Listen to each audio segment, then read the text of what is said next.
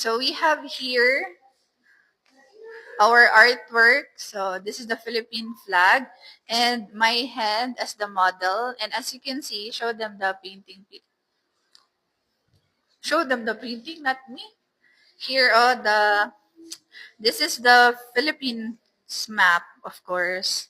The love for the Philippines. And then, of course, we have the Philippine Eagle, Spirit of the Sky. So this work celebrates Philippine Eagle as the spirit of the sky, the ultimate embodiment of power, vision, and enduring life force of Zamboanga Peninsula. Next, we have the Spirit of the Earth.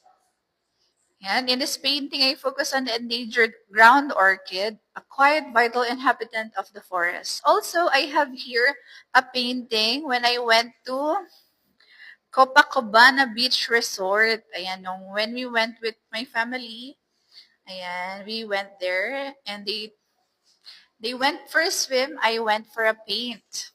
And then we have here the golf. Ayan, sa golf.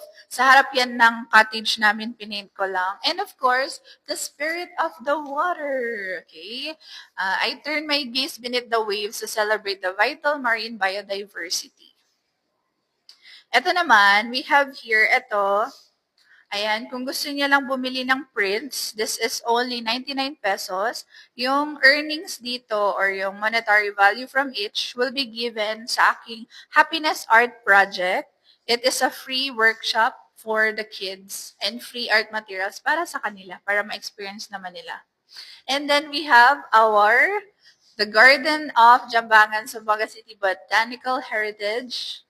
Ayan, we have here different flowers. A celebration of Zamboanga's historic name, Jambangan, the Garden of Flowers, through the region's remarkable flora. And then, of course, my favorite, celebration of the food of Zamboanga City. So we have different kinds of seafood. And of course, another favorite of mine, featuring myself in the Vinta. So this is an inspiration and a way to showcase the beauty of Zamboanga City and the biodiversity in the region. Edit it out. And this one, I just recently painted it because I visited the Boulevard. And then it's not yet finished, but I really wanted to showcase it, so it's here.